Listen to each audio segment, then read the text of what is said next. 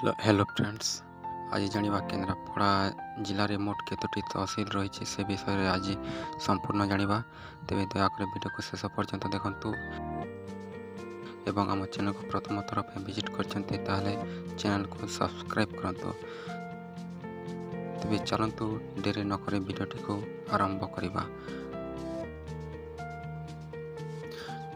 Number 1 Rajkanika tehsil. Number 1 रही राजकनिका तहसिल एवं number 2 रे अच्छी गरदपुर तहसिल। नंबर 2 रे रही गरदपुर तहसिल और नंबर 3 रे अच्छी डेराबिसी तहसिल।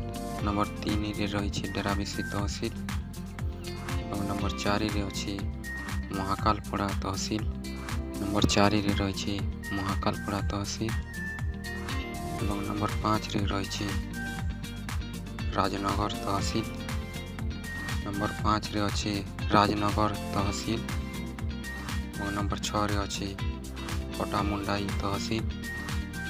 नंबर 6 रे रही पटामुंडाई तहसिल एवं नंबर 7 रे रही मार्साघाई तहसिल। नंबर 7 रे अच्छी मार्साघाई तहसिल एवं नंबर 8 रे अच्छी आली तहसिल।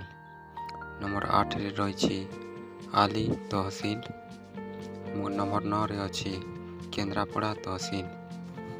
केन्द्रापड़ा रे मोट 9टी तहसिल रही।